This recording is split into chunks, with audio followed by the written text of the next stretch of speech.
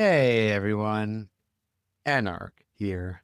Why do you always start off your videos that way? It's always the exact same, and I don't know. I find it really funny.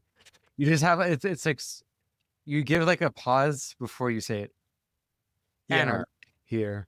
When I first started the channel, I kind of recognized that a lot of the YouTube channels I watched, that there was a sort of comfort to repetition and familiarity.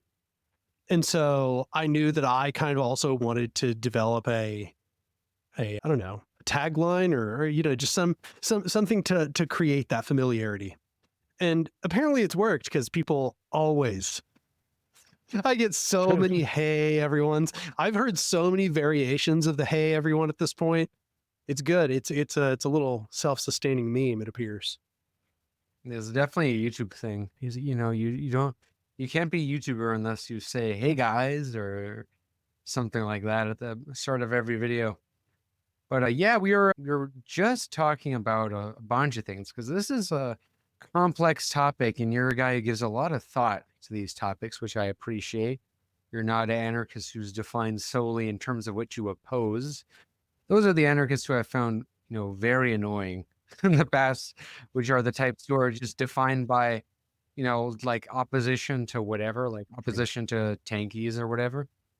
It's like, I don't know. I always appreciate people who think about their own politics. Like, I guess I'll say in the show, you're this smart anarchist on YouTube. I say this about Black Redguard as the smart Maoist on YouTube. I'm not a fan of Maoism. I'm probably less a fan of Maoism than I am anarchism, you know? But like, it's funny. BRG is actually, Black Redguard is very sympathetic to anarchism. There's a kind of, I know. a sort of overlap of like Maoist critiques of Leninism that anarchists would also have, which I always thought was smart about Mao himself. Mao was kind of aware of parties' own tendency to corruption and degeneration and stuff. But we were just talking about, I believe, democracy, the subject of democracy and Mm. also states. Before I propose what I kind of am leaning towards as a possible solution, I'm kind of curious, like, why no political parties? Because to me, it seems, yeah, in the system you would advocate, there would be no political parties, just kind of direct democracy. Why no parties at all?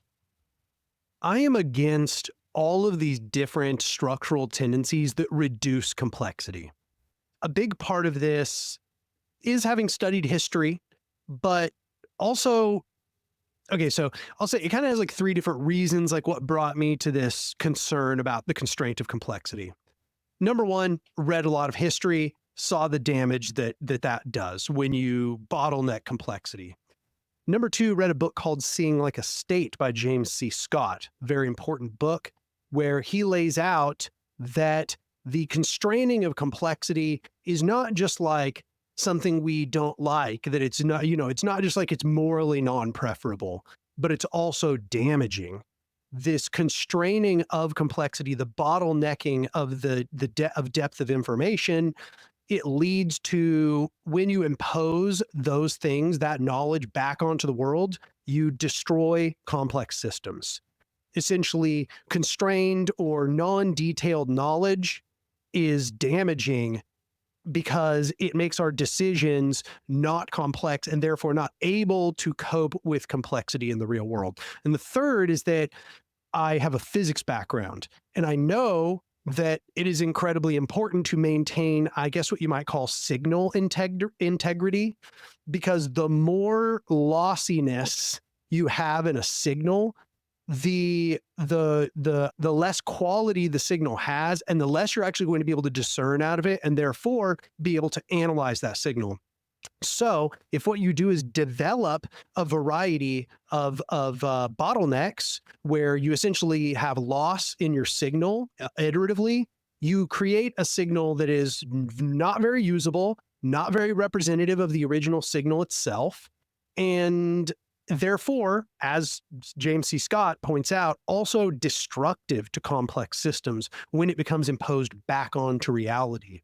So the example he gives, and I think it's one of the best examples just to help people understand what the hell that I just said, because that was probably super confusing to like 95% of people who were listening. He gives the example what's called scientific forestry. So in Germany. I don't remember the year. This is probably like, I'm going to estimate 1800s.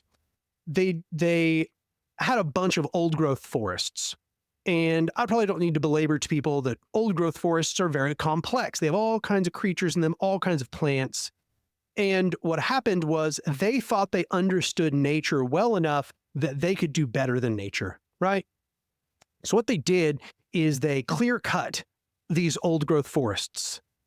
And what they did is they went back in and they planted trees in a grid, literally a grid, okay? Like equidistantly spaced with one another. And the first year's yields were wildly successful. They did really, really well. So you might hear that and be like, oh, well, that sounds like it's a good thing, you know? So it worked. The problem is this. Every single time that they replanted afterwards, the yields got more and more sickly, less and less. The trunks were smaller. They grew less tall. They had more disease. Now, when we look back at that, and this is kind of what they discovered in the aftermath, it's because they destroyed the soil in the process. That complexity, the different species, all the different animals, all the different plants, this naturally self-regulating system of the old growth forest was destroyed, and they destroyed the soil in the process. And in that process, they became less capable of even growing trees. So what they had to do then, literally, their solution had to be they just left it alone and let it grow wild for a very long time because they had destroyed it so quickly.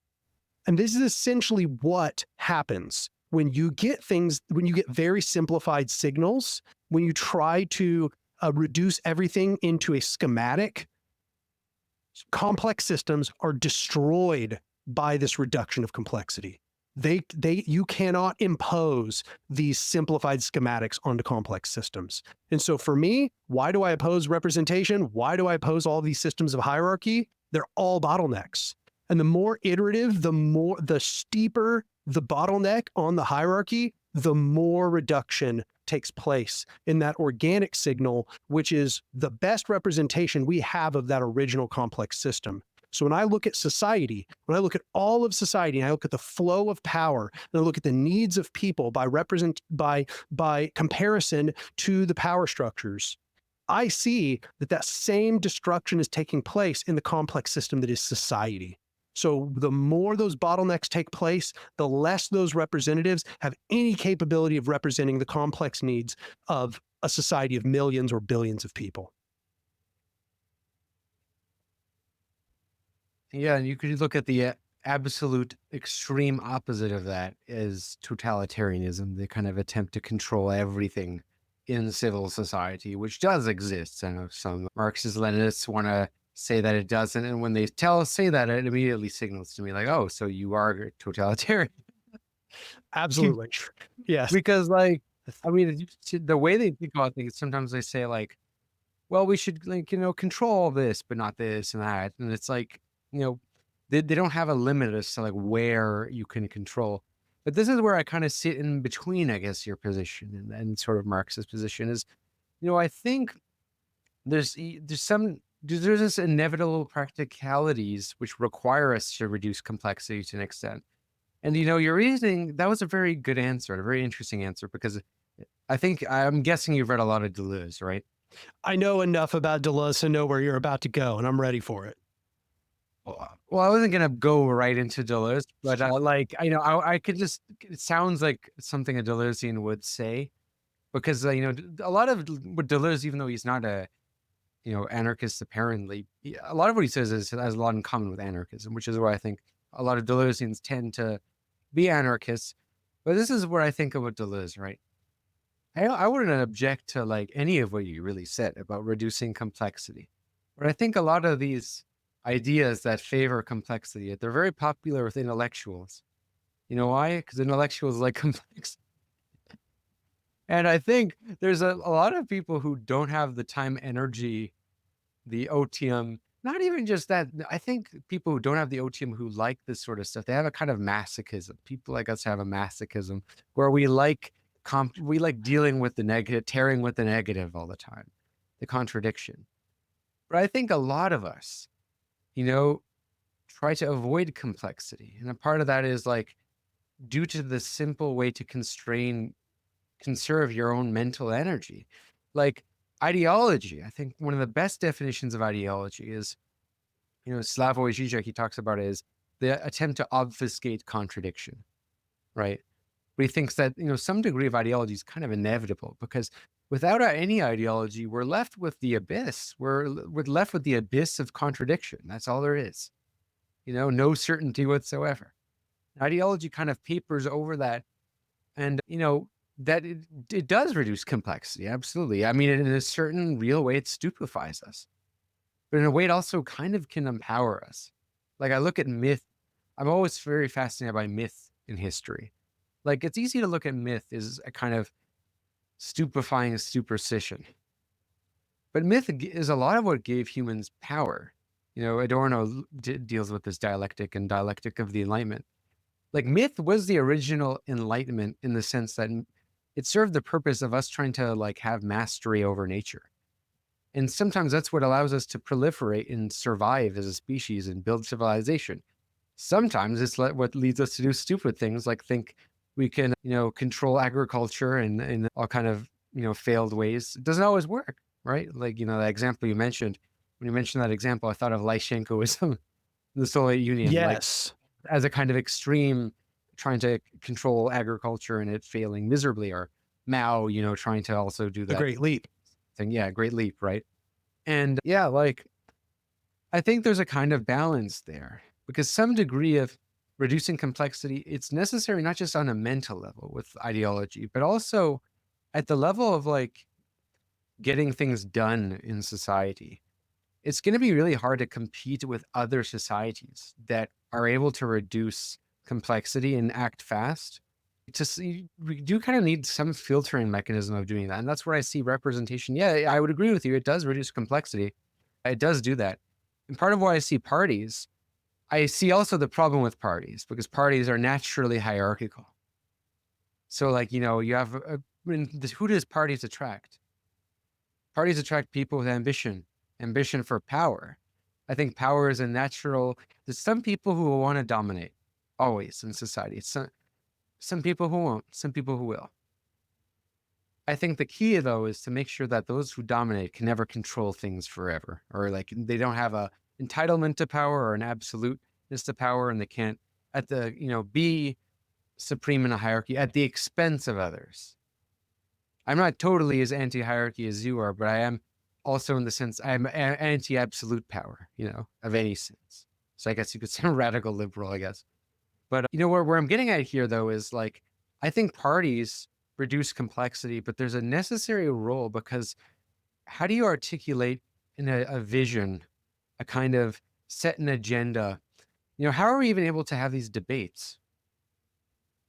Sometimes it requires people coalescing under a set of ideas, under a set of people who are blessed enough with the vernacular to articulate them on behalf of people. And they can do that. I just don't think the parties should have like absolute power, which is why I'm for a kind of representative assembly that has to, you need their approval to vote any legislation. And that assembly, or sorry, council, this would be like a Congress, a parliament of sorts, that's randomly selected. But on the other hand, I also think, you should have another chamber of government that is parties, that's elected parties, elections. But I agree that elections are naturally oligarchic. The Greeks had this critique of it because like, only some people will be able to really succeed in them. And also, there's some people who dominate, and also like the types who are attracted to parties. They're always the power hungry types, let's be honest. But they should not be able to do anything without the approval of like a majority of the other chamber of government, which is selected. It's sort of the way I see it, because like maybe a possible solution, I'll give credit to Victor, who wrote his dissertation on sortition and agenda setting. This is where I get the idea from, Victor Brazone. He's a co-host on the Pill Pod, Plastic Pills.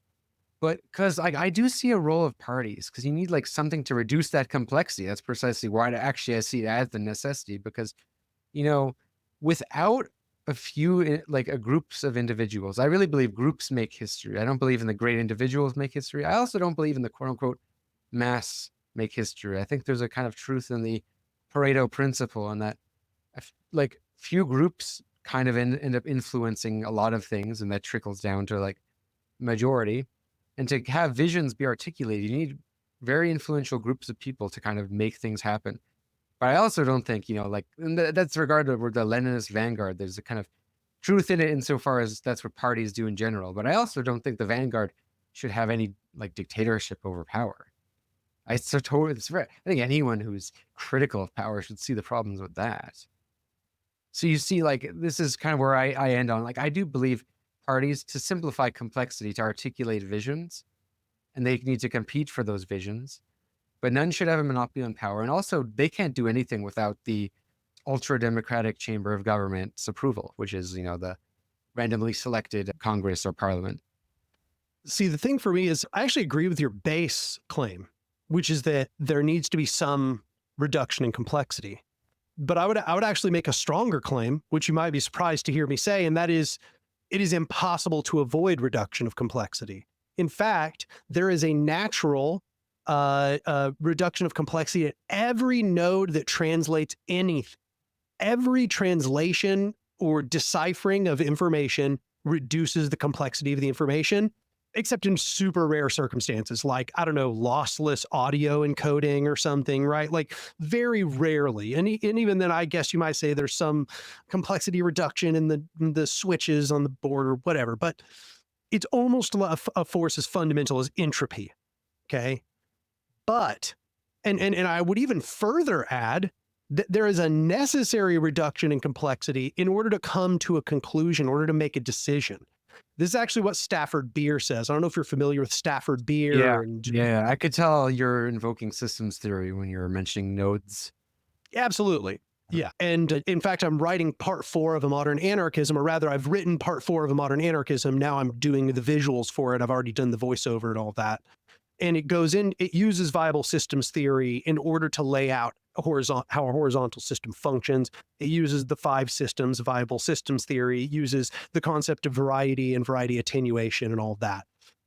There is a necessary amount of attenuation of complexity that you have to come to even make a decision, because there's always these competing imperatives. There's competing needs. There's all these details where, oh, we might want to resolve that detail. We might need an answer to this. And, oh, but that person wants that and this person wants this. And, there's always these conflicting things that take place. This is natural. It's not bad. It's just what it is, right? What we have to do is be able to reduce the complexity enough in order to come to a decision within a relevant amount of time, okay? But I contend that that is not something that a horizontal system is incapable of at all. I think that it is perfectly capable of doing so, and it does so through a variety of mechanisms. I won't go into all of those details, but for example, the group itself is a group of people. Every single one of those people, they reduced complexity when they learned anything. When I thought about something, when I saw it for the first time, I reduced the complexity by the act of seeing it. I reduced its complexity by hearing it and trying to decipher it into my mind. And then we reduced its complexity by deliberating over it and amending our proposals and and then finally, we reduce its complexity again when we come to an agreement. And then you have a reverse process where complexity is reintroduced again as we act into the world. Now there's complexity, more complexity. The world is now involved, and we have to make decisions on the fly in order to implement things. And now the world changes in response, which that adds complexity, right? And then it repeats. That all gets fed back in. We repeat the process of variety attenuation, as they say in viable systems theory. But here's the thing. Yes, there is a process of complexity reduction or variety attenuation, as they say in viable systems theory, that takes place at every juncture. But even though there's that aspect where you need to be able to parse through this fast enough to make a decision that's relevant, it's usually not good. It's usually a net negative to reduce complexity when you're trying to make decisions about complex systems. And so if you're going to make decisions that concern complex systems, you want the most complex information possible to parse through. Now, what I will agree with you as well is where you say sometimes simplifying scenarios or simplifying schemas are helpful, because if you have no simplifying schema, it's like paralyzing sometimes, right? It almost seems completely paralyzing. For example, like imagine you I've looked at data like from particle colliders and stuff. That was part of my bachelor's thesis. If I had tried to parse through the data just by looking through the lines visually, no, impossible. I never could have done anything with it. But when I wrote a system that automated the process of parsing through it and getting rid of outliers and so on, and so on, yeah, it was a simplifying system. It created a graph. That's a simplification of the data, but it made the information readable. It made it legible. This is why James C. Scott talks about this concept of legibility and seeing like a state. He doesn't say legibility is bad. Legibility is not bad in and of itself. In fact, it's necessary, precisely as you've said. But it's easy to go overboard, and it's very and also there is a level to which, no matter what good you get out of the simplification, there is too much bad for it to be worth it. And I contend that the steeper the hierarchy is, the more it approaches that situation. The more steep the hierarchy, the more the reduction produces unavoidable deleterious effects that are destructive by nature. And I think representation, unfortunately, creates a huge mismatch in a very important complex system, and that is us. We're the complex system that's being parsed through. We're the system that is being destroyed by their reduction of complexity. I think that's really important to remember, right? We're not talking about an asteroid or something. We're not talking about even a forest. We're talking about human beings having our complex system being destroyed by that reduction.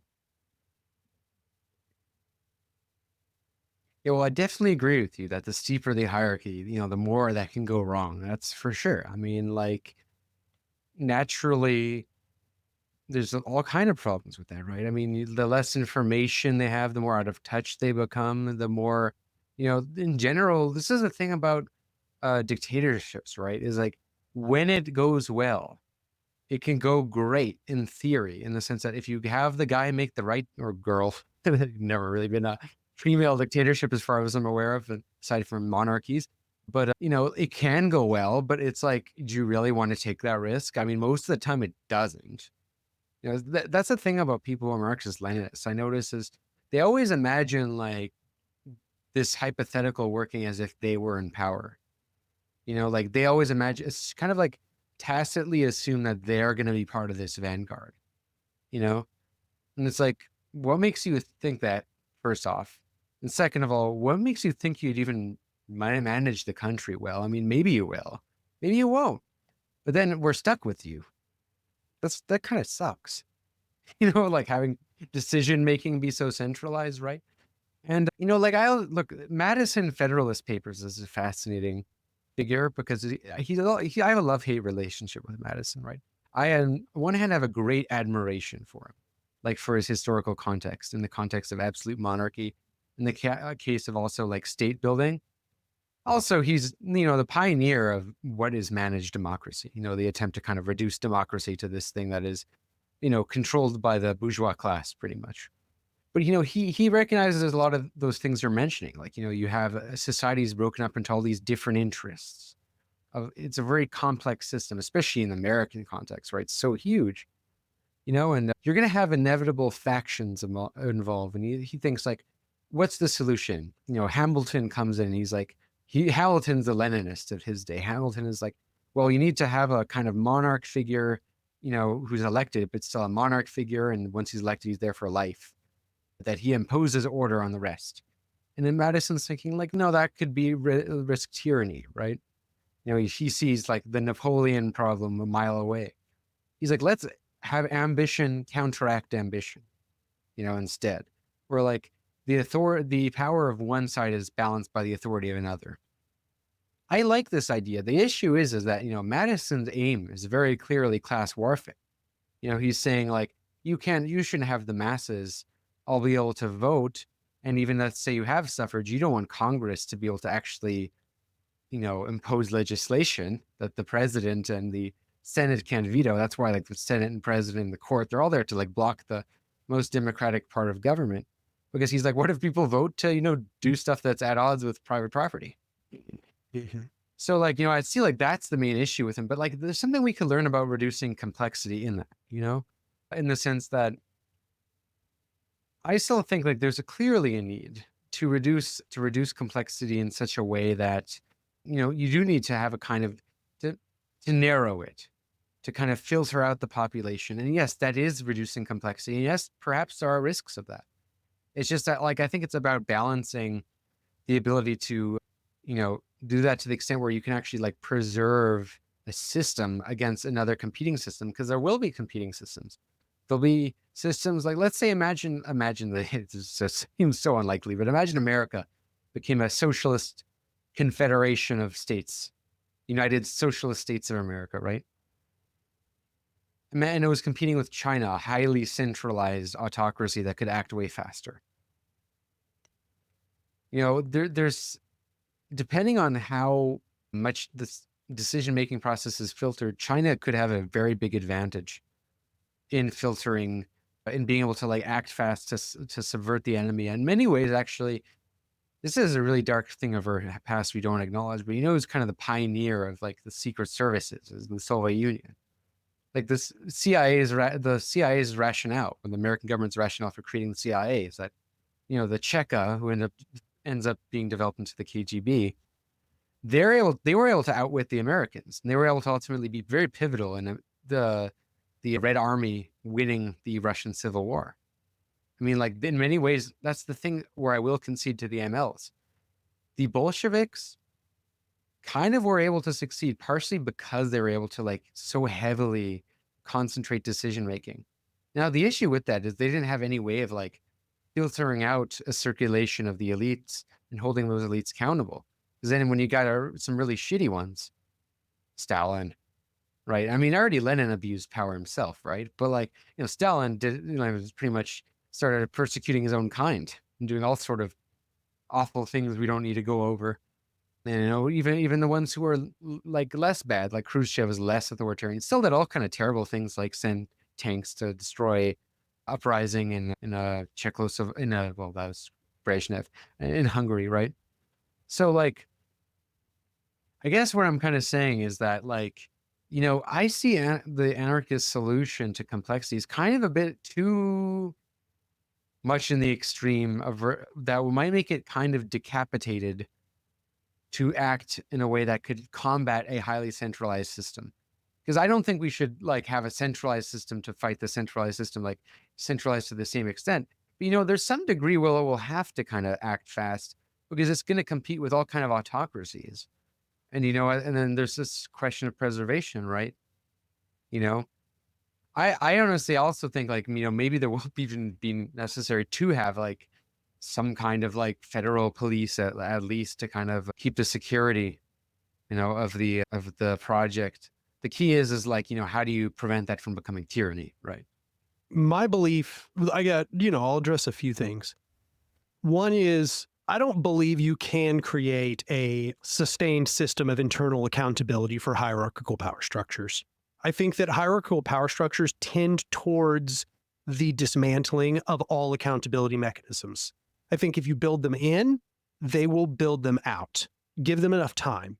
They'll start effective, but they won't end effective. Like the United States, a perfect example, right? The model you're looking at and talking about as the model of internal checks and balances is the US. And here we see that the Supreme Court has just given the president essentially the power of a monarch or a dictator. He is free from all legal prosecution while he is doing activities of the president. So now the Supreme Court has essentially given away its own process of checks and balances, can no longer prosecute the president, basically. And this is a long time in the making. The imperial presidency is a long time. Look how here it is. But here it is, right? And I think one of the things that the anarchists are saying is these are the internal dynamics of hierarchical systems. Yeah, maybe for a little while it works, but give it time. It'll eat itself. It'll turn into this. It always turns into autocracy in time, no matter what accountability you put in place, because the people who have the power are the representatives. You gave them the power to make the decisions, and over time, they are going to protect their power more and more and more, precisely as you said, because they are ambitious. And they are going to diminish all checks on their power as time goes on, until they can eventually return to a process of pure internalization, of benefit, and pure externalization of all downsides, right? Of all externalities. That's one thing. But also, I just want to note that, you mentioned that centralized systems act really fast and they have benefits. I would actually agree that centralized systems do have benefits. I do think one of those is they probably act a little bit faster. Although I do have to say, look at the American bureaucracy and tell me it acts fast. It doesn't act very fast. It acts excruciatingly slow, in fact.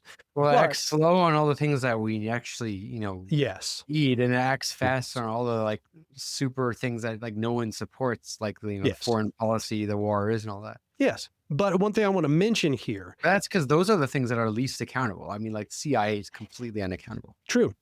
And that's sort of the point, is that the faster you want the structure to act, the less accountability it will naturally have, right? That's why I think kind of balance, So what I want to point out here, however, is that, you mentioned that if China came to America and there was a confederation of individual states, that you think China would have a huge advantage. But actually, the modern era of warfare does not demonstrate that. In fact, if you look at the weakness of centralized power structures, it is precisely against decentralized guerrilla insurgencies. That is what is defeating centralized power structures across the planet with extreme reliability.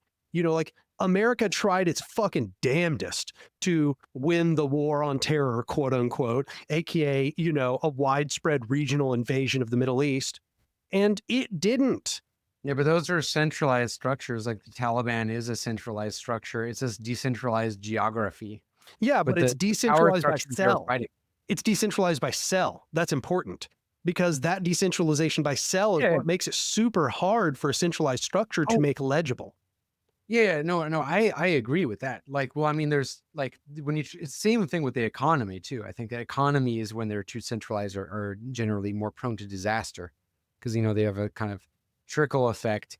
That's why like my economics solutions, like I tend to like Varoufakis, for example, more than Paul Cockshott. Paul Cockshott, thinks that if you just had Gosplan, but with computers. The big computer. Yeah, I know. I mean, he believes in sortition, to be fair, but still, like, he's pro-democracy, but still, the command economy, I still think is very prone to, like, failures if it's in the control of everything. And in terms of decentralization of functions is actually highly effective. But what I mean authority is, because it's like, yes, in Vietnam, there's guerrilla warfare, Cuba, guerrilla warfare, Taliban, guerrilla warfare, but those are still like all of those, who are doing the guerrilla warfare. It's people under like a party with relatively centralized authority and a unified vision. Because, this is something I was going to ask a little earlier, but like imagine America wanted to overthrow Cuba and it was a confederation. And it was a confederation of various different, groups, councils, say, of the people. I mean, and with their own militias in their different areas. What would stop the Americans, for example, from arming, giving like, a couple $1 million to one group to go, kill the rest, to instill a sort of civil war? Because like, they couldn't do that so easily they tried to do this in the Middle East, right? They tried to do this, actually. That is an interesting example. They do try to, like, for example, back other like Islamist groups to fight the ones they're against. They do this all the time. And I think if you have a system where like that doesn't have a monopoly over the violence with the kind of, it is prone to that, Yeah, but I think they're both kind of prone to that. Right. It's not as if the United States never succeeded in doing that against highly centralized, Leninist states. They did. Not as well, though. Not as easily. But they did. They toppled like dozens of them. Right. Like like this is something we always forget. We like to look at the success stories, but we forget that the United States has done this so many times and succeeded against these Leninist states. thinking of? Are you thinking of like Allende or I mean, Indonesia? Allende is one example, but if you look at Central and South America, we did a series of these, and we did the same thing over in Europe, and it was successful in many occasions. Like that is a successful method, right? It's not that it's like necessarily more successful against this decentralized mechanism. In fact, it should be noted, we lost the war in the Middle East. We did, like that it didn't work. It did, like, yeah, it destabilized some particular regimes, but we're not in power in any of those except for ostensibly Iraq, and honestly, not really, given modern political turns in Iraq. Like, we don't have control of over Afghanistan. We do not have control over Iraq. We do not have control over any of the surrounding states. Even Syria, think about it. We funded Rojava, and then, oh, oops, now Rojava is actually like legit. Really? It's an autonomous region. That kind of backfired a little bit, like it's not that simple, right? I think we have this sort of default presumption that decentralized militaries must be ineffective because the bad guys aren't using them. But that's because it wouldn't be beneficial for the bad guys to use them. The bad guys are hierarchical power structures. Obviously, they're not going to use a mechanism that undermines their domination as hierarchical power structures. They're going to favor hierarchical mechanisms of command. And it should be said, when we look at all these places, I agree, by the way, with your statement about there being unity of purpose, even in these decentralized guerrilla. But I would just note that I'm not against that. I'm not against that. So I don't know that that's necessarily a point against what I'm saying. Look at, for example, Myanmar. Hard to have ideological homogeneity without a sort of party hierarchy of sorts. I'm not against organizations. I'm just against the hierarchy. So, for example, we could look at the FAU and FARJ in Brazil that survived a fascist dictatorship and was there was an anarchist organization, right? And it did so through these sort of decentralized guerrilla cell tactics.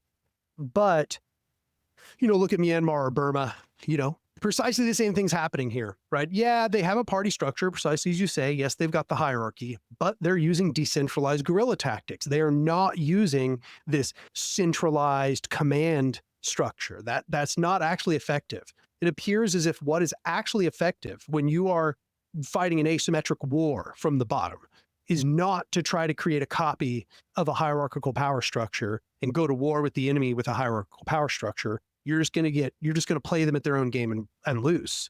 The modern mechanism, fourth generation and fifth generation warfare, is all about decentralized guerrilla tactics, asymmetric warfare. So it actually appears we're moving more towards that as a mechanism to fight hierarchical power.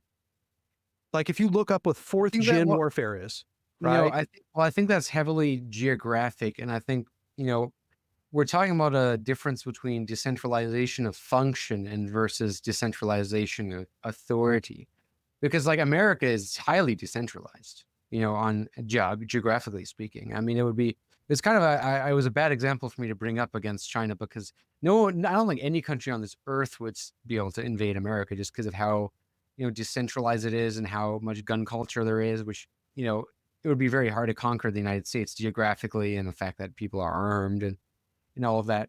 But like, more what I'm saying is to do with like being able to impose authority politically. I'm sure, and also to be clear, I'm not advocating that to compete with the highly autocratic systems, you have to adopt the same tactics.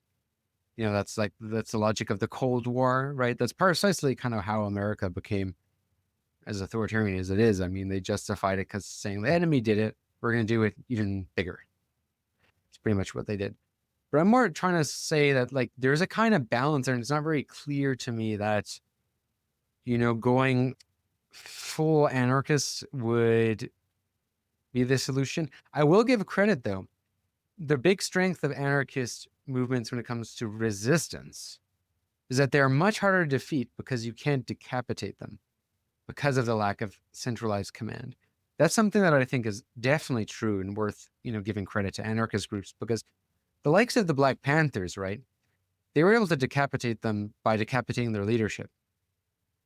But if you, don't have that like overly centralized leadership that you're dependent on, I mean, then it's much stronger.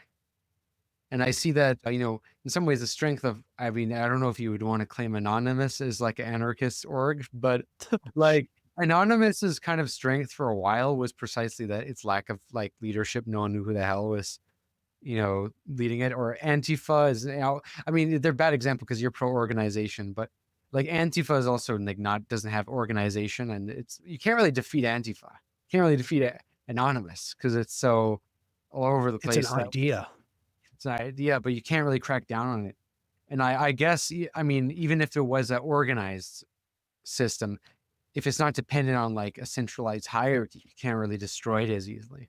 But, to what extent does this become a liability when it comes to governing a whole structure, governing a area? How does it prevent it from being, area being stolen by another group, right? I think a lot of what we're talking about here is the difference between things being legible and illegible.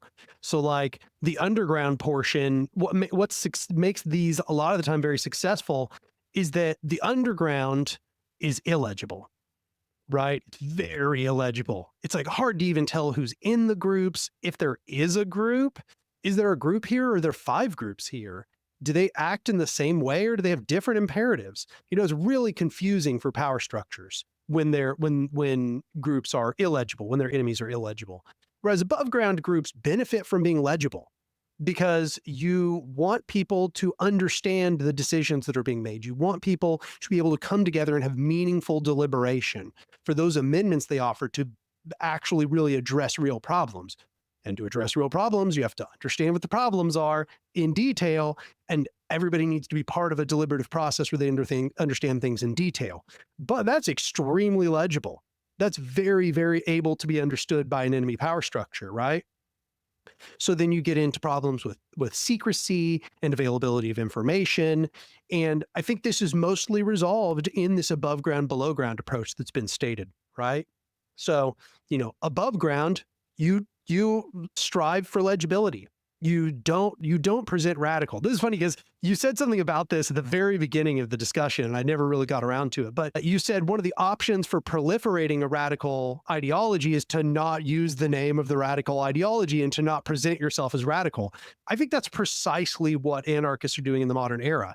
Cooperation Tulsa is called Cooperation Tulsa. It's not called Anarchist Group of Tulsa, right? It's called that for a reason. And when you look at its literature, it doesn't say we're an anarchist group. It says we're communalist. It says we're social ecologist, right? That's right.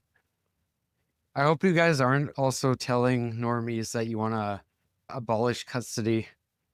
Abolish custody? No, I don't think This is the thing. Like, there's a lot of anarchists, that do advocate such things because they read Ursula Le Guin's Dispossessed and they see how the Mars utopia works, and they're like, we should do that and advocate that now. And I think that's what I mean. That's smart though. I'm glad you kind of see that as like the importance of like meeting people where they're at. Because there are like some anarchist ideas, like in the far future, like you want to abolish all kind of authorities, right? And what's one of the most quote unquote natural hierarchies is parenthood. And I know a lot of anarchists who are for abolishing that. I disagree because I think humans are a codependent species. That's actually what makes us very unique. We're kind of helpless when we're kids. We're the only species, one of the only species in the world. Whereas babies, we can't do anything, nothing. So you need a natural hierarchy there to some extent. I think you just should have laws to make sure that, kids aren't private property. That parents could do whatever. Like there's all kind of, you need child support and, laws to protect kids. But I don't know. I'm kind of critical of the custody question, abolition of that. I have a very different view on that than a lot of other anarchists. For me, sorry, and I missed that. Oh, I have a very different view on that particular issue than a lot of maybe more individualist anarchists. The individualist anarchist, their solution is always just, I don't know, people should just do whatever. Like, oh, this structure is bad. Just get rid of the structure and people just do whatever. It'll be good. No hierarchy. Surely people will figure it out. Like, in my view, the hierarchy between the parent and the child is mostly just that the parent has lived longer and knows more. The child they are small, defenseless, and they lack knowledge, right? That hierarchy doesn't need to be catalyzed in, I guess, what you might call authoritarian parenting. there's a difference between what is called authoritarian parenting and authoritative parenting, right? A parent who is themselves an expert, who presents wisdom to the child. For me, I look at it through the lens of, I guess, like complementarity, as Bookchin puts it. And that is, we need to understand that the child brings something important to the relationship between the child and the parent. And that is that the child sees with new eyes. The child sees things for the first time, whereas the parent has been seeing them their entire life. Their wisdom might be tainted with brainwashing. Like, that's just the fact of it. There's a reason why when you're a teenager, you rebel, because for the first time, you're like, actually, this shit sucks. You're like, this is actually bad. How does everybody not realize this is bad, right? Look around you, it sucks. And the parent often is the representative of a structure of conservative social hierarchy and tries to brainwash the child in the process. But the child brings that perspective. They bring this new eyes to the relationship. And in that sense, we can understand a relationship between the child and the parent that isn't hierarchical, that it's about complementarity. They both bring something valuable to the relationship. They both bring something valuable to society. And when we're talking about, it should be said, I don't like this idea of considering the parent and the child a hierarchy in the sense that the parent is supposed to protect the child. I don't view that as a hierarchical power structure. Protection is not, that's a defense. Defense is not, I think you pick and choose what is a hierarchy based on whether you support it. Well, no, because a hierarchical power structure is when you have essentially concentrated power and there is a monopoly over that power and there's no deliberation over it. There is a command and obedience relationship. Wouldn't that just be authoritarianism, though? Okay. A hierarchical power structure is a structure that is both authoritarian and utilizes domination. Sure. Right. Like, but can't you have hierarchy that's not authoritarian? Because, like, I think there's all sort of hierarchies in day-to-day life. Like, for example, I think, like in all sort of organizations, a sort of hierarchy emerges where, like, some people who end up doing more of the work or making more decisions, people start to trust them with decisions and they defer to them on those decisions. And, there's a democratic element to it insofar as, it's not like that person is forcing them, but people naturally will gravitate to some people. That's a kind of natural hierarchy that emerges. I think that's fine. You know what I mean? Let me make some discernment here. Let me make some discernment between just hierarchy, the word, just this kind of broad use of the word hierarchy, and what I'm calling a hierarchical power structure, right? Because hierarchy is kind of nebulous. The word is nebulous. It means all kinds of things. Like, hierarchy can just be a ranking, right? Like, if there's like a top 5, that's a hierarchy. But there's no power between 1 and 5. So it's not a hierarchical power structure. Just having some order of primacy is not itself what I'm talking about when I talk about a hierarchical power structure. A hierarchical power structure is it's a way that power is distributed. It's a way that power is routed and rerouted through society. The natural flows of power in society are altered or shifted in a certain way. And a hierarchical power structure is a rerouting of those powers, which is characterized by authoritarianism and domination. So that is to say, it has that concentration of power aspect, and it has that domination aspect, which is to say, command and obedience based around violence, threat of violence, and deception. So what I'm saying when I say that a parent-child relationship does not have to be a hierarchical power structure, what I'm saying is that it may lack either authoritarianism or domination or both, and that's actually a healthy relationship between a parent and child. Right. But it is a power structure. Like, the parent just has way more power and, can tell the kid to not do what they want. And I think, that's the thing where, you said you object to the individualist anarchists, which is, the individualist anarchists are always like, let's just let people do whatever they want. And I think, no, there's a nobility in restraint, actually, to some extent. Like, Agreed. sometimes you need to be told to do things that you don't want to do. Like, I also believe in the kind of teacher-student hierarchy, but it's not I think the difference between authoritarian hierarchy is that the student's input perspective is kind of like not considered at all. And the power of the teacher is absolute, right? But there's still a hierarchy there because the teacher has earned their position. they have like the wisdom, they've done the work. The student is, doing the work to get there. Why should they be on the same level as the teacher, right? Like, I do see this there is a kind of parasitic effect actually of a kind of anti-authoritarian movement in education, I notice, where there's a tendency to just have the students talk forever and the teachers talk less. And sometimes I thought like I would have gotten more value hearing the prof talk more, because there's all these students who are like didn't know what they're like they didn't know what they read Hegel for 30 minutes. It's like I think the guy who should read Hegel for, you know 30 10 years. years. Yeah. Yeah. Yeah.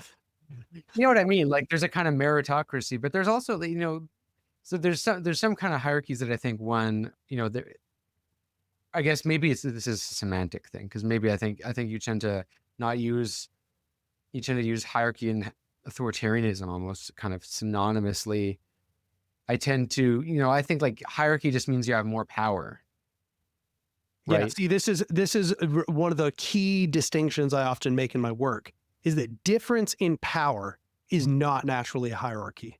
So, for example, the fact that my friend knows how to repair a car and I don't, that's not a hierarchy. He doesn't get to demand I do anything. There's not a command and obedience relation, right? He does not get to enforce anything about what happens in my life because he knows how to repair a car and I don't. That's just a But what if difference you're of both powers. car repairers and he has 10 years of experience and you have Well, one? then I should defer to his expertise because he knows more. That Neither, means he has power. but it means he has more power if I give it to him because I'm deferring to him, right? And it means that Yeah, yes, but there's that's a really difference a in lot of power. hierarchy.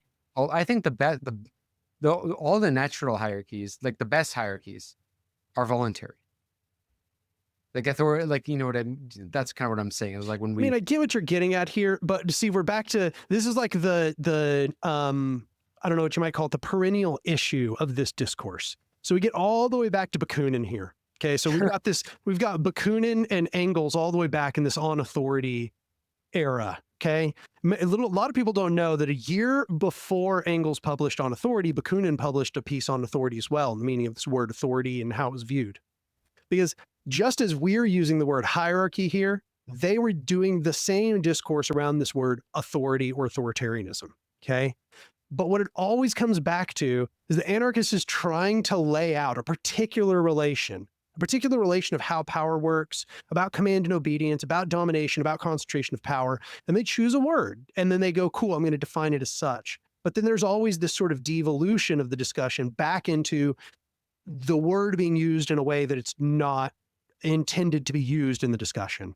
So, like, Bakunin famously said, in the matter of boot making, I defer to the bootmaker. And he's getting at exactly what we're talking about right here, right? Which is just that the bootmaker does not have the power to command me to do anything. But by God, if I want the boots fixed, I'm going to let the expert on bootmaking fix the damn boot. It's not that the bootmaker it doesn't have power over me by factor of that. Yes, he knows more than me. We have a difference in that particular capacity, but that capacity does not allow him the power to control me or control others. Do you get what I'm getting at here? Sure, yeah. Well, I see. Yeah, it's not political power, and but okay, I'll give maybe that's a kind of odd example because like you know that's a hierarchy. If I were to use the word hierarchy, it's something that would be a justified one, you know. But let's look at. I think there's all kind of hierarchies that exist. I think so. I take the view that humans are naturally egalitarian and naturally hierarchical. So, like, you might object to the No, hierarchical I part. don't. I don't because I Yeah. think humans are actually just adaptable. So I think they can be either. I think it depends on their context. True. Actually, I mean, the most anthropologically true would be that it's a mixture of both. But I mean, it depends on how you interpret it. Because to me, I see like hierarchy as a running thread throughout human civilization. It's just that the egalitarianism tends to fluctuate. And like the more egalitarian you are, the less those hierarchies are kind of like tyrannical, I think. Just because naturally you have, when someone controls resources, they're naturally able to, force them to do things they wouldn't want. But there's all kind of hierarchies that exist that aren't like, forget the expertise ones. There's hierarchies that are not necessarily good that I think are just, they just exist. Like, okay, physical size. There's the natural size of like, the bigger you are, the more better you're treated. Like that's just a fact.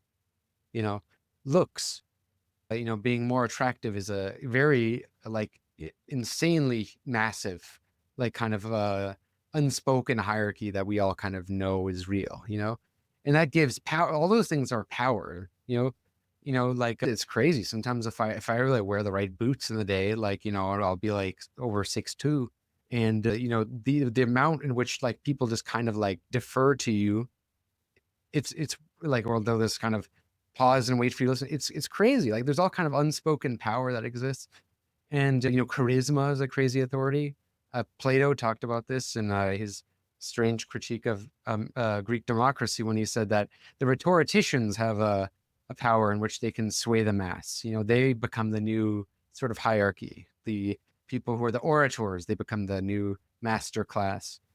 I mean, I don't think that's a reason to throw out democracy, like how he seems to imply. But I mean, he has a point. Like there's all these hierarchies that emerge, right? And I see it as like, if we can't get rid of hierarchy entirely, maybe we should choose the best hierarchy. And I think the best hierarchy are the ones on merit, not on privilege or heritage, or on wealth or and stuff like that. See, I don't take the position that because they exist, that means that we should be trying to figure out which one we want to use. I take the position that can we just maybe try to get the best version? Well, I think that insofar as that we are consciously structuring the world, we should be consciously trying to prevent these sort of naturally like negative interrelations from arising and concentrating more power. So I kind of think of it like developing an immune system more than anything else. When I look at hierarchical power structures, I see something that's very parasitic by nature. It's like a cancer. It wants to expand more and more and more and wants to reduce accountability. It wants to exploit its host, essentially. And it's not to say that it consciously does so, not on every occasion. That's its inherent dynamics. It has the inherent dynamics of a cancer. And so when I look at how I want to develop a society, I'm trying to develop a society that holds that at bay. I'm not saying that they don't exist. They clearly do exist. I'm not a hierarchy denialist.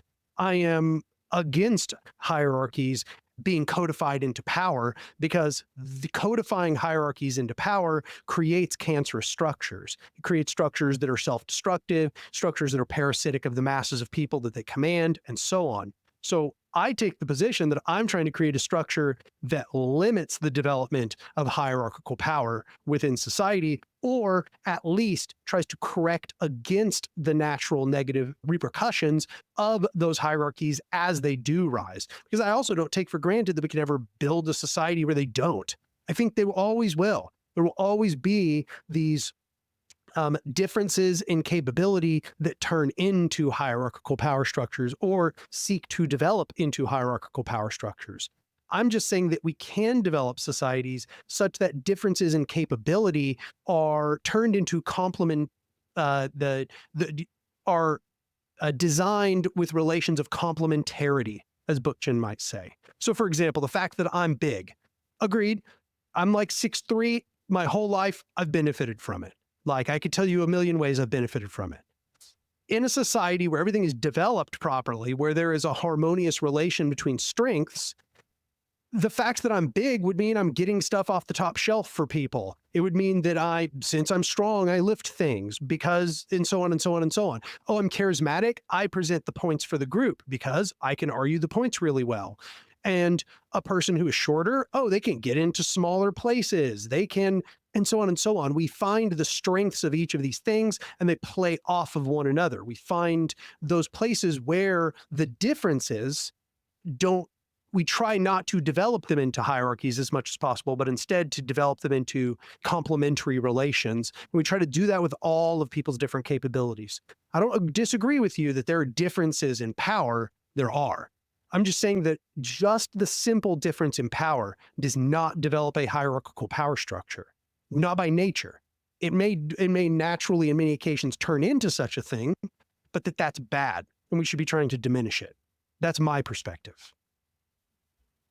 Mm-hmm.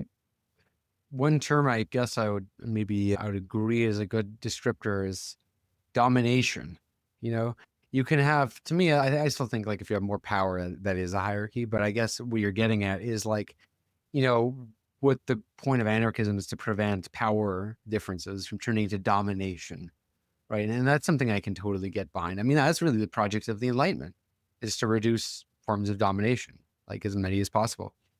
And some of your thinking reminds me of Pierre Class, Society Against the State, because, you know, that was an interesting book, which heavily influenced Graeber's thinking, because he didn't say like, oh, like the noble savage idea, which is humans are communistic and egalitarian. He was saying, no, actually, there's a lot of societies that recognize the inner human tendencies of some, or well, not all humans, but of some people who want to dominate others. And, they had all these mechanisms to defend against that, to prevent that in a very hyper aware way, to like identify the sorcerers, for example. That was there's like the sorcerers were kind of like Plato's orator.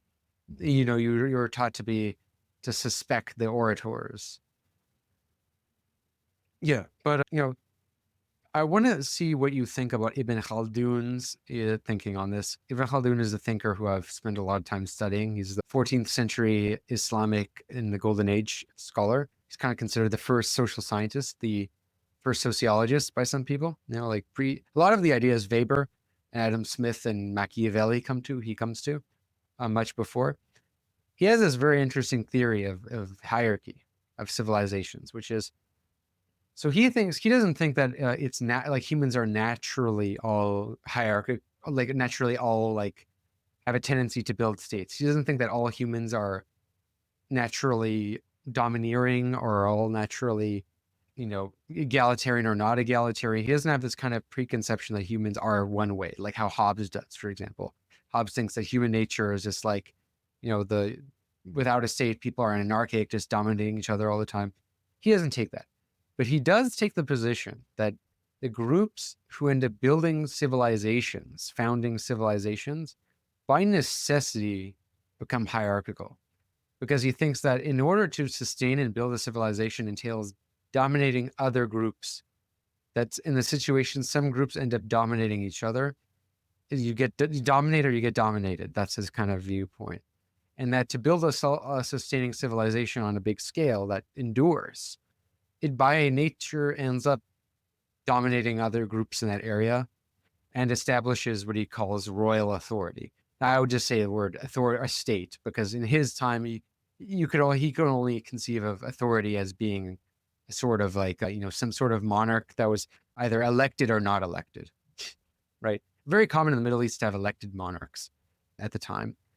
But, that's his sort of view. So it's almost like, it's not that humans are this way or that way, but he thinks the ones that build the civilizations, the states, they're by nature hierarchical, or else they die and get conquered. So, you might say, oh, well, you could build a stateless society. He would say, well, the state society will just conquer it. Yeah. It's actually very close to Nietzsche. Nietzsche has this very Darwinian view that, you have the groups end up dominating each other or they get dominated, Yeah, I think that to discern my position on that, at first I'd have to say that I distinguish between self-defense and domination, right? And it's possible somebody could take it, and be like, oh, self-defense is just moral domination. Sure, like that's fine. But I'm distinguishing between these two things, right? The idea of self-defense and the idea of domination. I don't think self-defense requires hierarchical power structures. I don't think that's necessary at all. What I do think is if we take for granted that, the states develop from domination, that much I mostly agree with.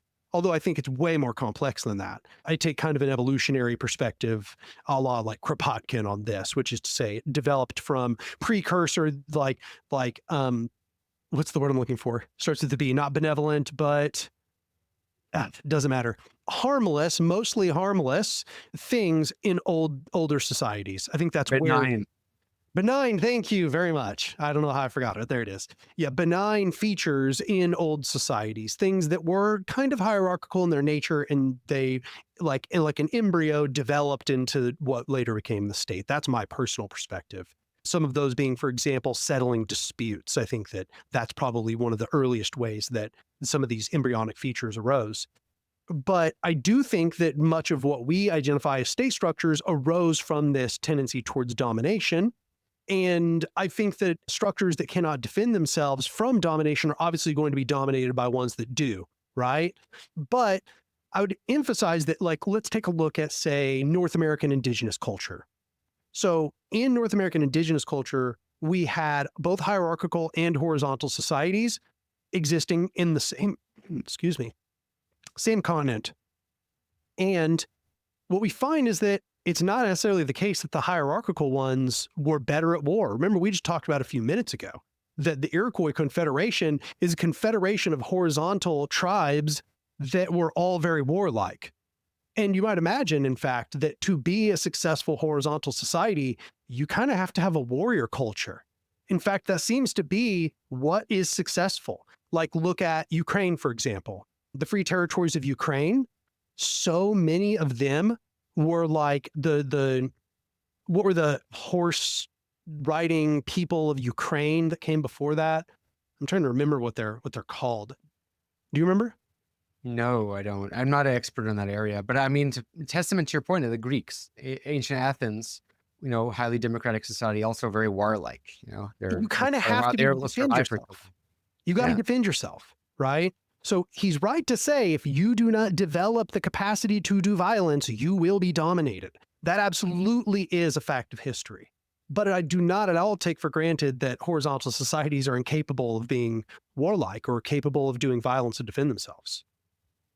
Well, so this is what Ibn Khaldun's dialectic sort of is. You'll find it really interesting because he thinks, the strength of the royal authority of the state is it can essentially impose hegemony on large groups of people and get them to be unified and to have, quote unquote, the one of the group feelings, which is the group solidarities,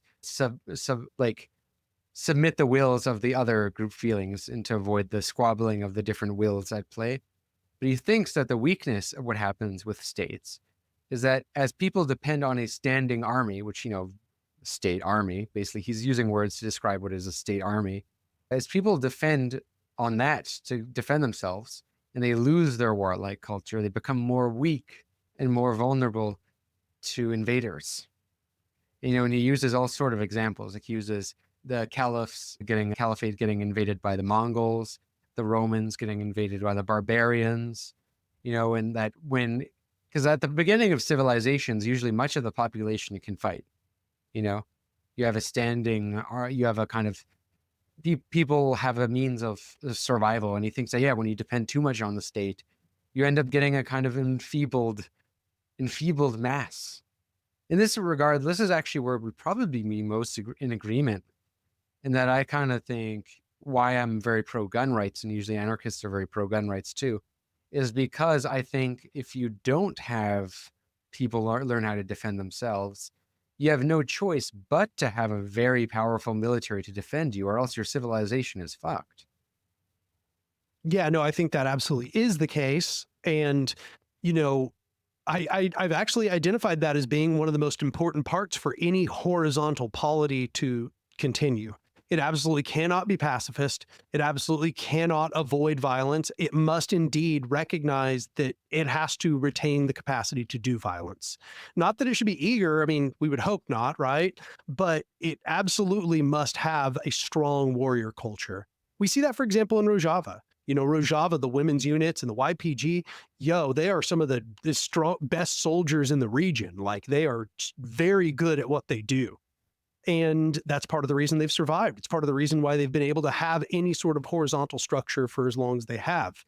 One of the things the Zapatistas are actually running up against is that they don't have a super strong warrior culture, and they're having to kind of develop it in process. The EZLN has a strong warrior culture, but the EZLN is just a small group of militants, relatively small, it's several thousand, but it's not the entirety of society. So they have to develop this capacity for violence while also not fetishizing violence, which can be very challenging. So I would actually agree that that is an important aspect of this. Yeah, I definitely would agree. And I mean, that's why I think the United States is more well suited than many places for a kind of libertarian socialism. I've been saying this for a while. Like, socialism in America will be libertarian if there is any socialism. because like Marxists tend to, always emphasize the economic. And I think that's important. I adopt historical materialism in my worldview. But I also place a lot of importance on culture. And the big historian I'm very influenced by is Lewis Hartz.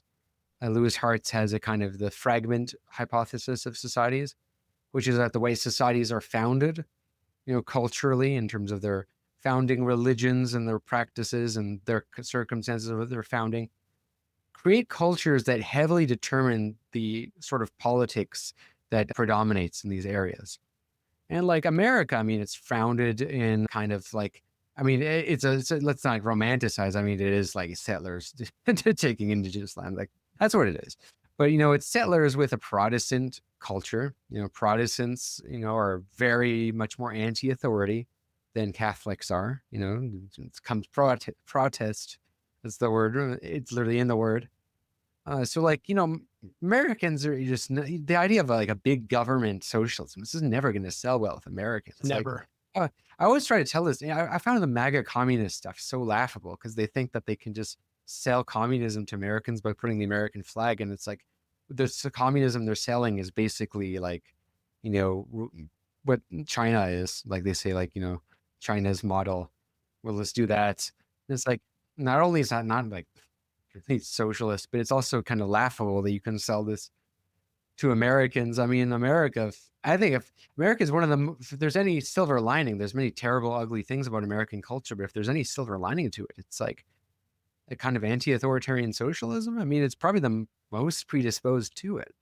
Yeah, no, and I've said exactly as much to many people.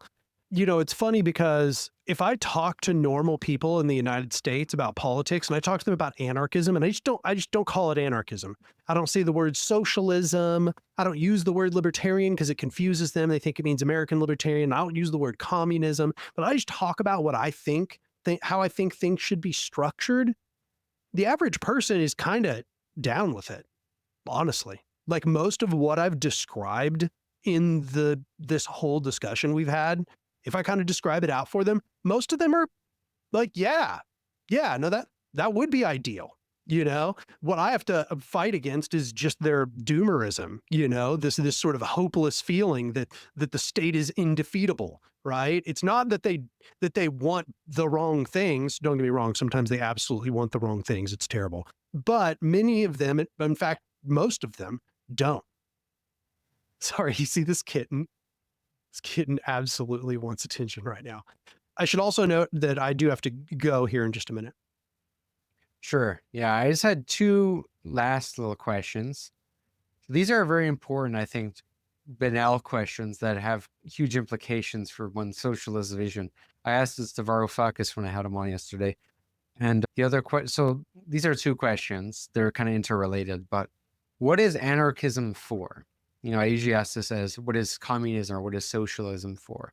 Meaning like, what are you trying to achieve? What is the rationale for it?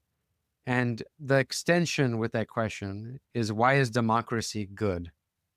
It seems obvious to answer both those questions, but they're, I think, important because they do like determine what our priorities are, right?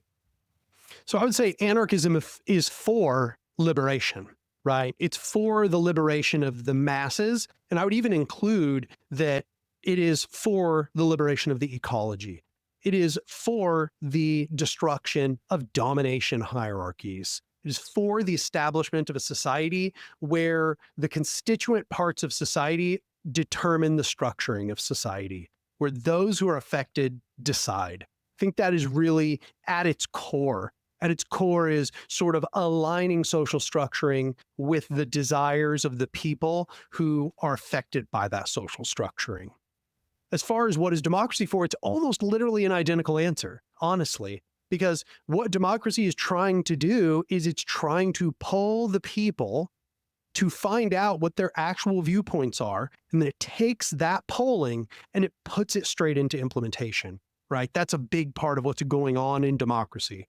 Obviously, this word democracy could mean all kinds of things, and some people think the word democracy means representative democracy, and some people see it in this broader sense. Some anarchists are against the concept of democracy because they see it as being synonymous with government. But in my mind, I use democracy. Lenin horseshoe theory. Yeah, I'm not even gonna. I'm just gonna.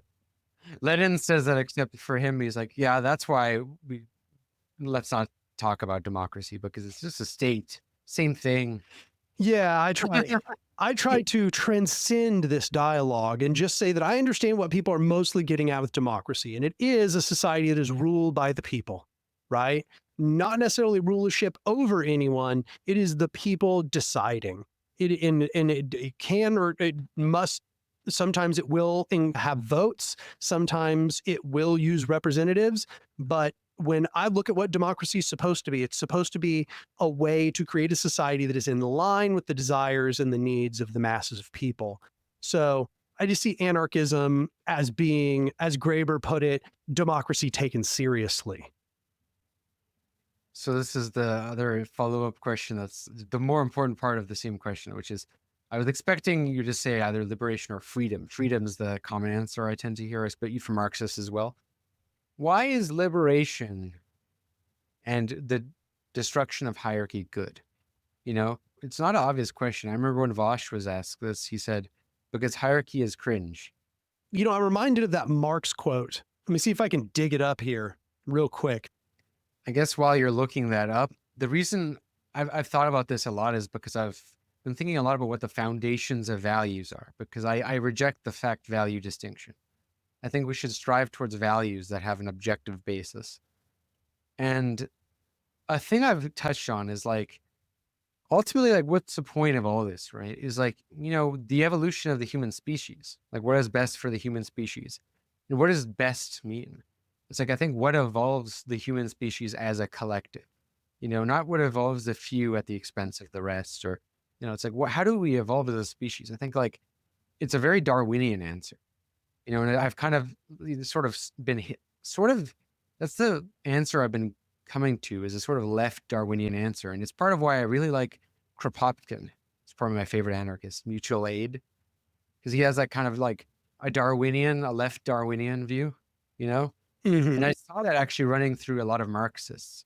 They got abandoned. It got abandoned because, you know, of course, Darwinism got co-opted by the white supremacists, the social Darwinists. But like Marx and Engels thought that what Darwin was doing was in line with the same thing they were doing in terms of like the scientific study of humanity.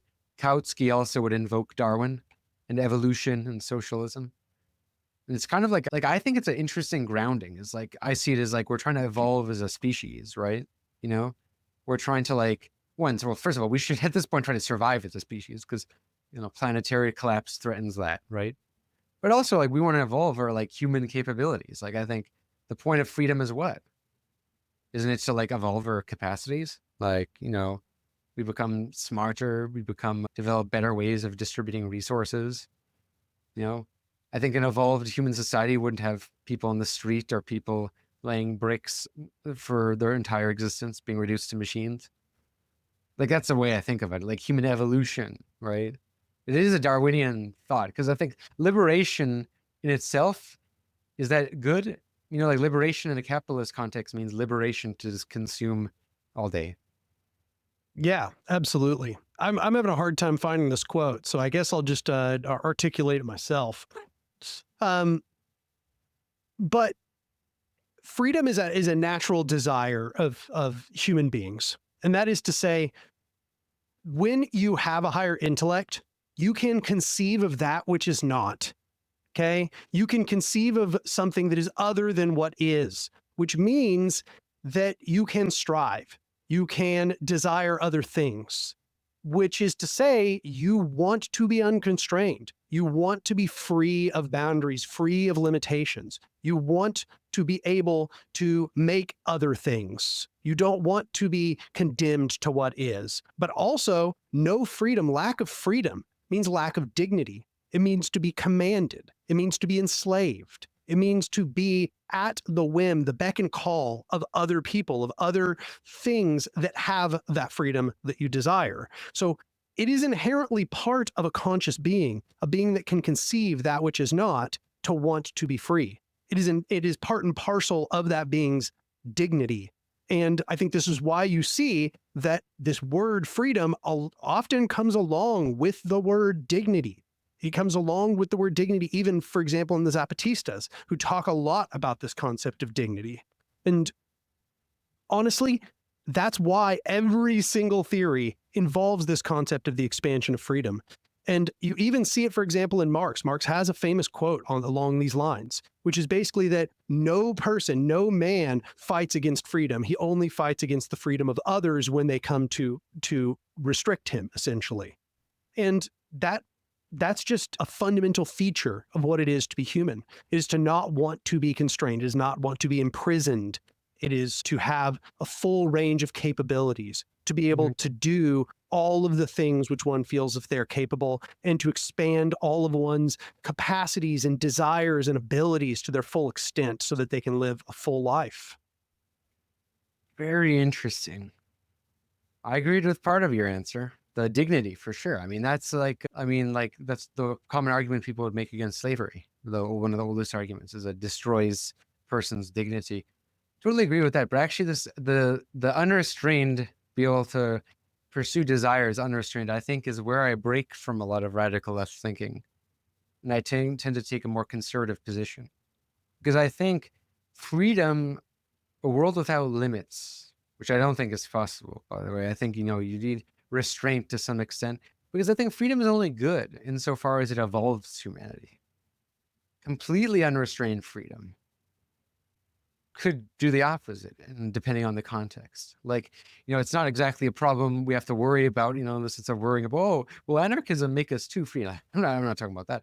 But I mean, like, this sort of thinking does have its capitalist variant today. In the sense that capitalism always talks about freedom to choose, because in a capitalist context, unrestrained freedom means unrestrained freedom to consume. They want you to not have guilt to consume as much as possible. They want people to feel liberated to consume as much as possible, to open up as much areas of commodification. Capital wants to actually break down as much authority structures that aren't capitalist authority structures, so that I can colonize every aspect of life. You see what I'm kind of saying there? And I think there's some aspects, like, we need also restraint to build like collective discipline, to hold each other accountable, to in some way, like, restrain each other. We sometimes need a restraining influence on ourselves. I think we're kind of talking about the difference between freedom to and freedom from, right? And positive and negative freedom.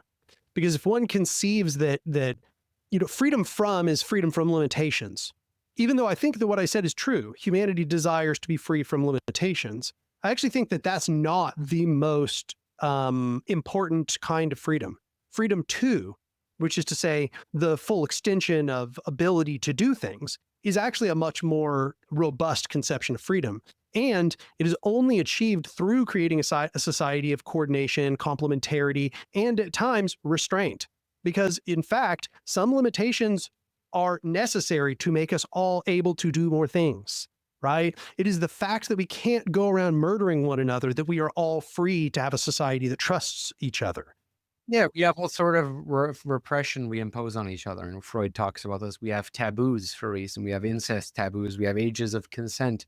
Because, you take the idea of without any limits to its logical conclusion, you get the kind of French theorists signing a petition to abolish the age of consent. Foucault, to me, is a little bit of a warning sign that should be studied, because Foucault is a kind of guy who's all about like a world without limits. And I mean, if you look at his life and the kind of stuff that's been coming out about his sex life and the pedophilia allegations, it's not looking too good. I mean, and if you take some of his philosophy to its logical conclusion, I would actually agree with that. I actually think that what we should be looking at is not necessarily individual freedom, because individual freedom can't be understood by itself. It has to be a social conception, a collective understanding of freedom. Freedom for individuals is only really constituted properly when understood in a collective relation, right? Because it is only through all of the coordinations and connections we have with the rest of society that we are freed up to do as many different things as possible. So often when I think of freedom, I'm thinking of like degrees of freedom in science, which is to say the range of possibilities that one is able to do, range and extent. But range and extent is meaningfully mediated by collective activity, right? Like the fact that I am able to right now communicate with an audience of whatever, tens of thousands of people is enabled by the fact that not only are you here, that me and you had discussions in DMs, but also that there were platforms where we could have those discussions in DMs, but also this platform that mediates the recording of our discussion right now, which it has involved entire teams of engineers, which all of them have collaborated together in order to produce these tools for us to communicate. There is really no conception of an individual freedom that is not meaningfully mediated by a collective conception of freedom, right? Which means that there must be restraint and limitation, because that is what enables all of that coordination to take place. So yeah, I think that's essentially, that's a really shortened version of my conception of freedom. I think when I say that humanity desires the lack of limitations, I'm really talking about a purely psychological phenomena.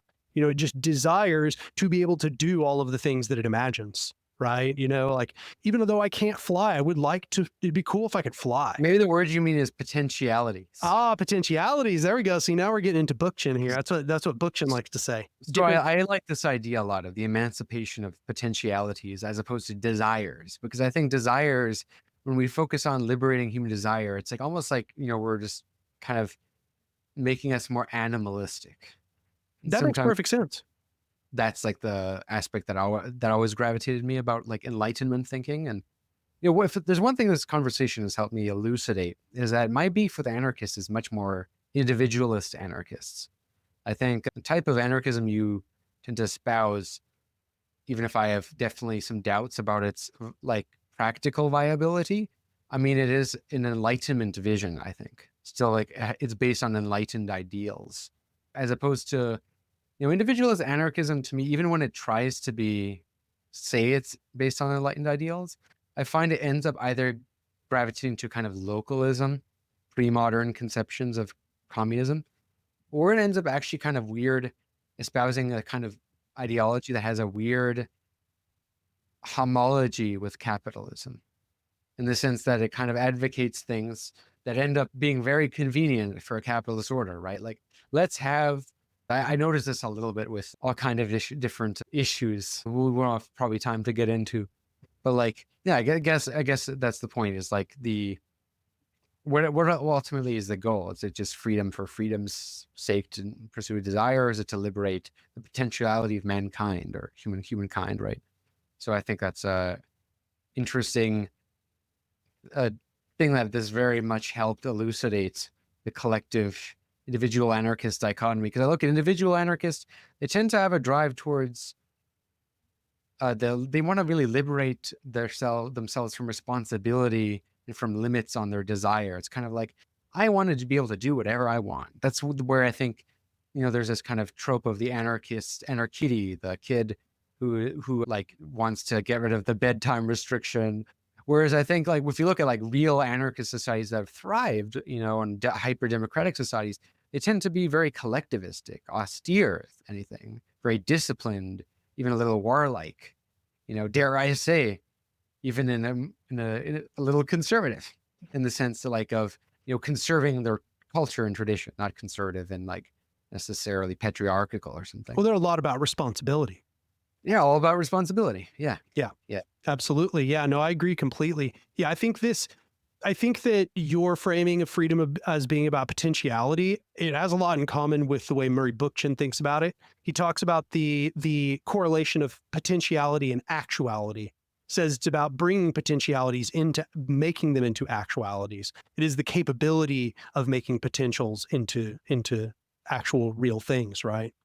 And yeah, no, that's exactly my perspective, and that's pretty much the beef I have with the individualist anarchists. Is a lot of time it also kind of comes out being antisocial, right? Kind of seems like it's very selfish.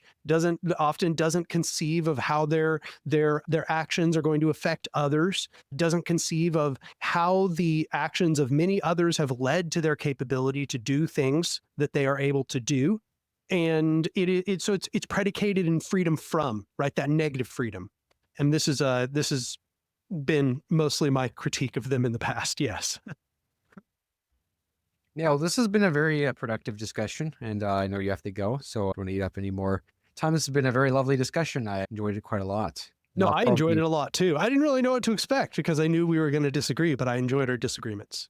yeah, no, I think it was very productive in elucidating, kind of difference in the anarchist movement. I think that I'd be more attentive to, like the collective individual dichotomy. But yeah, lovely. Would be happy to do this again sometime in the future. And Yeah, yeah, absolutely. Hmm. take care, man. Yep. Have a good one.